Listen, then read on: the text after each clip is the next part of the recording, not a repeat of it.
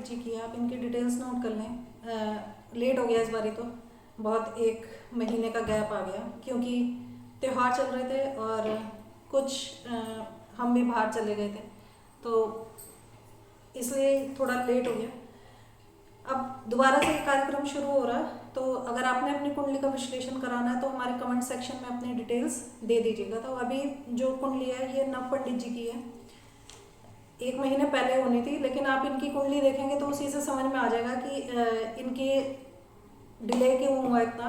ये बार बार मेरे को मैसेज भी कर रहे थे कि मैम मेरी कुंडली का कब आप विश्लेषण करेंगे, क्योंकि चयन हो गया था तो हमने इनको बता दिया था कि आपकी कुंडली का चयन हो गया है, लेकिन वक्त नहीं मिल रहा था। और उसका कारण इनकी कुंडली ही है। उसको आप देख लें तो आपको भी समझ में आएगा कि ग्रह कैसे वर्क करते हैं, करते भी हैं या नहीं करते हैं।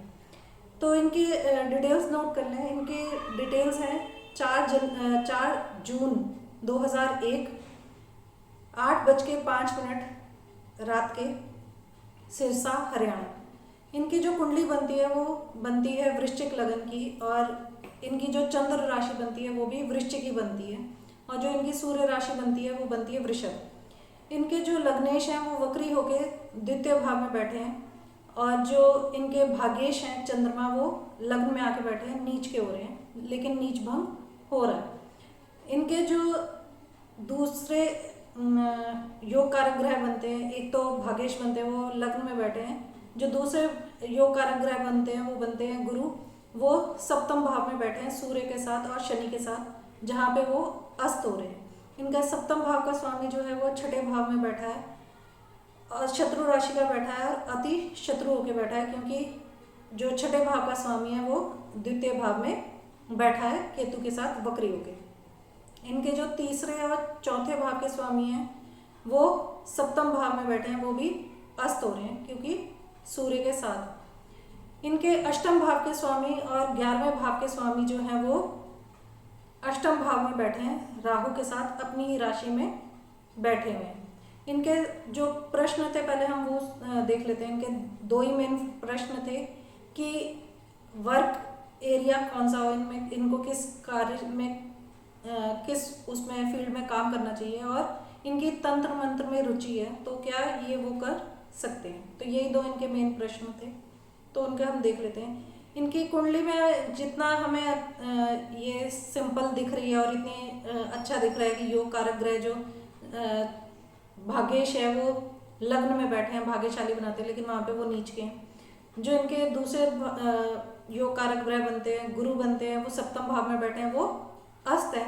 और मंगल जो इनके द्वितीय भाव में बैठे हैं केतु के साथ। लेकिन जब हम चलित कुंडली देखते हैं तो बहुत सारे प्लैनेट्स जो हैं वो इनके मूव कर जाते हैं। इनके जो चंद्रमा है वो 12वें भाव के रिजल्ट दे रहे हैं, जो इनके लग्नेश है वो लग्न में बैठे हैं केतु के साथ, और जो इनके अष्टम भाव के स्वामी हैं वो इनके सप्तम भाव में बैठे हैं राहु के साथ, सूर्य और गुरु के साथ। और जो इनके शनि जो सप्तम भाव में है वो छठे भाव के रिजल्ट दे रहे हैं, और जो शुक्र है वो इनके पंचम भाव के रिजल्ट दे रहे हैं। तो इनकी कुंडली चलित में इनके बहुत सारे ग्रह मूव कर रहे हैं। जब भी लग्नेश वक्री हो जाता है तो सबसे पहले तो आपको अपनी पर्सनैलिटी पे ही बहुत सारा वर्क करना पड़ जाता है, थोड़ा कॉन्फिडेंस लूज हो जाता है। जितनी अच्छा लग रहा था कि भाई चंद्र राशि और लग्न राशि एक ही है, लेकिन वहाँ पे चंद्रमा नीच के हो रहे हैं और लग्नेश जो है वो वक्री हो रहे हैं। गुरु भी इनके अस्त हो रहे हैं, मैंने आपको पहले ही बताया। इनके मंगल जो हैं, जो कि इनके लग्नेश हैं, वो द्वितीय भाव में बैठे हैं, केतु के साथ बैठे हैं, तो इनको इनकम अर्न करने में बहुत मुश्किल नहीं आएगी, क्योंकि वो द्वितीय भाव का भी रिजल्ट कर रहे हैं। लग्न कुंडली में तो वो सबसे पहले उसी को देखेंगे हम, तो उसी का रिजल्ट कर रहे हैं। और नवांश में भी ये सेकंड भाव में ही बैठे हैं और अपनी ही राशि में बैठे हैं, तो अर्निंग में इनको बहुत प्रॉब्लम नहीं आएगी, तो उसमें इनकी अर्निंग जो है वो ये कर पाएंगे। इनकी जो मंगल की चौथी दृष्टि है वो अपने ही मित्र के घर पे पड़ रही है और अपने ही मित्र के घर में भी बैठे हैं, तो ये भी प्लस पॉइंट बनता है। क्योंकि इनके जो सूर्य से इनके दो ग्रह अस्त हो रहे हैं, एक तो इनका योग कारक ग्रह है गुरु और दूसरा शनि, ये अस्त हो रहे हैं दोनों। तो इनको जो ये अपना मंत्र साधना वाला करना चाहते हैं, जो इनका काम करना चाहते हैं, ज्योतिष मंत्र साधना में जो ये जाना चाहते हैं, तो उसके लिए इनको अपने गुरु को बल देना पड़ेगा। ये जो युति है, सूर्य और गुरु की जब युति बनती है तो ये व्यक्ति को थोड़ा ईगोइस्टिक बना देती है। तो ये पर्सनैलिटी के अंदर आपके ये ट्रेड्स दिखने लग जाते हैं कि आप थोड़े ईगोइस्टिक हैं, तो इसके ऊपर इनको थोड़ा वर्क करना चाहिए। वहाँ पे ये प्लस पॉइंट ये है कि वहाँ पे गुरु थोड़े अस्त हो रहे हैं, तो इस चीज़ के ऊपर इनको थोड़ा ध्यान रखना चाहिए। सूर्य और जो शनि की युति बन रही है और सूर्य से शनि अस्त है, ये युति जो है ये व्यक्ति को थोड़ा सा रिस्पॉन्सिबिलिटीज़ नहीं लेने वाला बना देती है। व्यक्ति को अगर आप कोई काम देंगे, अपनी तरफ से कोई काम देंगे, तो वो व्यक्ति बहुत अच्छे से काम कर देगा, उसको एग्जीक्यूट अच्छे से कर देगा, लेकिन खुद से व्यक्ति जो है रिस्पॉन्सिबिलिटीज़ नहीं लेना चाहता। तो ये युति इसीलिए बुरी मानी जाती है जब बोला जाता है कि सूर्य और शनि जब साथ में हैं तो पिता की हेल्थ को तो ये करते ही हैं, इफेक्ट तो करते ही हैं, उस चीज़ के ऊपर इनको ध्यान रखना चाहिए।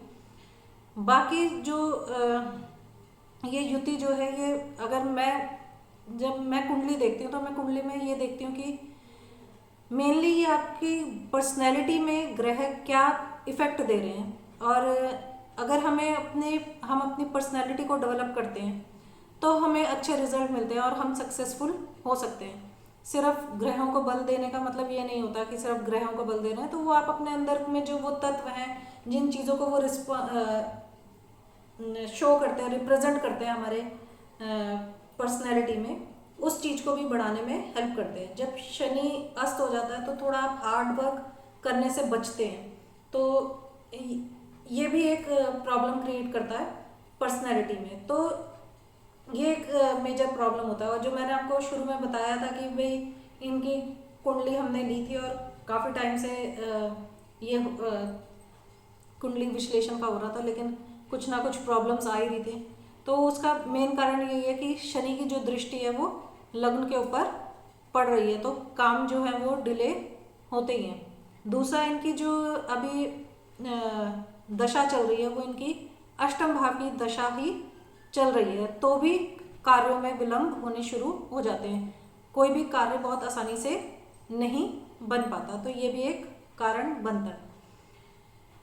बाकी ओवरऑल कुंडली अगर हम इनकी देखें तो वो अच्छी है, लेकिन जो इनके योग कारक ग्रह हैं वो अस्त हैं या नीच के हैं, तो इनको बल देना चाहिए। और इनके लग्नेश भी वक्री हैं, तो इनको वक्री ग्रह जो है वो थोड़ा डिले के साथ रिजल्ट करते हैं, तो उस चीज़ के लिए इनको अपने लग्न को मजबूत करने के लिए मंगल को बल देना चाहिए। तो ये हनुमान जी की पूजा कर सकते हैं, जो इन्होंने मैंने साथ साथ ही उपाय बता दिए हैं। अब इनका प्रश्न पे आ जाते हैं।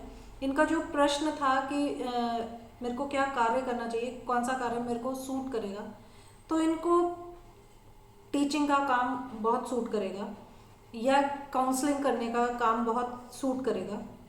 और जैसे आजकल अगर ये कोचिंग सेंटर अपना चला सकते हैं, बना सकते हैं, तो वो भी अच्छा रहेगा। उसमें भी इनको अगर ये साझेदारी में भी काम करते हैं तो वो बढ़िया रहेगा। और तंत्र मंत्र में भी इनको जो रुचि है वो रुचि में उसको डेवलप कर सकते हैं, उससे भी ये अपने काम कर सकते हैं, उसमें भी काम कर सकते हैं, क्योंकि अष्टमेश की ही दशा चल रही है और वो दशा जो है इनकी अगले साल तक चलेगी, अगस्त तक चलेगी, 2023 तक।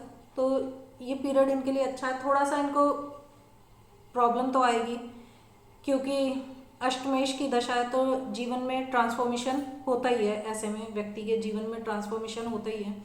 और ऐसा मैंने देखा है ज़्यादातर कि पंचम भाव का स्वामी जब सप्तम भाव में जाता है तो व्यक्ति की पढ़ाई उसने कुछ और की होती है, लेकिन वो चला किसी और फील्ड में चला जाता है, तो वो भी इनकी कुंडली में शो होता है। तो जैसा इन्होंने मेरे को बताया था, इन्होंने 12th तक शायद साइंस थी इनके पास, लेकिन बाद में इन्होंने संस्कृत में ग्रेजुएशन किया और पोस्ट ग्रेजुएशन भी शायद संस्कृत में ही कर रहे हैं। तो ये इनकी कुंडली थी। इनके लग्नेश वक्री हैं, पंचमेश अस्त हैं और भाग्येश नीच के हैं। तो ये थोड़ा सा कुंडली वैसे तो ओवरऑल अच्छी है, लेकिन ग्रहों के पास बल कम है। इनके सबसे ज़्यादा जो बल है वो सूर्य के पास है, तो सूर्य की तो इनको पूजा करनी चाहिए। सूर्य की जितनी पूजा करेंगे उतना अच्छा रहेगा। और अगर हम सूर्य राशि से देखें तो इनके योग कारक ग्रह की ही दशा चल रही है, तो बढ़िया रहेगा। बाकी ये गुरु को बल दें और मंगल को बल दें। अपने शिव जी को जलाभिषेक ये ज़रूर करें। और 13 सोमवार ये पंचामृत से शिव जी को अभिषेक करें लगातार, तो भी इनको बेनिफिट मिलेगा। इनका जो भाग्य उदय है वो इनकी शादी के बाद इनका भाग्य उदय होगा, उसमें इनको फ़ायदा होगा। लेकिन थोड़ा सा वहाँ पे भी इनको अपने मैरिड लाइफ में थोड़ा सा वर्क करना पड़ेगा, क्योंकि इनके जो सप्तम भाव के स्वामी हैं वो छठे भाव में जा रहे हैं और सप्तम भाव में 2 क्रूर ग्रह बैठे हुए हैं। और जो गुरु नैसर्गिक विवाह के लिए कारक होते हैं वो अस्त भी हो रहे हैं। तो थोड़ा सा इनको अपने पर्सनैलिटी के ऊपर और अपने जो व्यवहार है, पैसे के मामले से कुंडली खराब नहीं है, पैसे के मामले से कुंडली बहुत अच्छी है, लेकिन जो इनको वर्क करना पड़ेगा वो इनको अपनी पर्सनैलिटी के ऊपर और रिलेशंस को कैसे चलाना है उस पर इनको वर्क करना पड़ेगा। क्योंकि इनके द्वितीय भाव में मंगल और केतु बैठे हैं, तो ये वाणी को उग्र बनाते हैं और थोड़ी कड़वी वाणी व्यक्ति बोल जाता है। तो उस चीज़ के लिए इनको ध्यान रखना पड़ेगा, उस चीज़ के ऊपर इनको वर्क करना पड़ेगा। अपने गुस्से के ऊपर भी इनको कंट्रोल करना पड़ेगा, क्योंकि चंद्रमा नीच राशि में बैठे हैं और जो इनकी राशि है वो वृश्चिक बनती है और लग्न भी वृश्चिक का बनता है। तो थोड़ा सा इनको अपने गुस्से के ऊपर भी इनको थोड़ा सा कंट्रोल करना पड़ेगा। मतलब कि मेनली इनको अपना जो वर्क करना है वो अपनी पर्सनैलिटी के ऊपर ही वर्क करना है। बाकी जो धन के हिसाब से अगर हम कुंडली देखें तो इनकी कुंडली बढ़िया है थोड़ा सा, लेकिन इनको अपना सेहत के ऊपर भी ध्यान देना पड़ेगा, क्योंकि अष्टमेश की दशा चल रही है। तो ये थोड़ा सा हेल्थ के लिए भी प्रॉब्लम क्रिएट करती है। और बुध जो कि हमारे नसों के कारक होते हैं वो भी पीड़ित हो रहे हैं, तो उसके ऊपर भी इनको वर्क करना पड़ेगा। अपने ओवरऑल अगर इनको वर्क करना पड़ेगा तो अपनी पर्सनैलिटी के ऊपर वर्क करना पड़ेगा। जितना अपनी पर्सनैलिटी को ये निखारेंगे उतना ही बेटर होगा इनकी लाइफ में। तो आज के लिए बस इतना ही, फिर मिलेंगे किसी नए कुंडली के साथ और नए विषय के साथ। तब तक के लिए धन्यवाद, खुश रहें।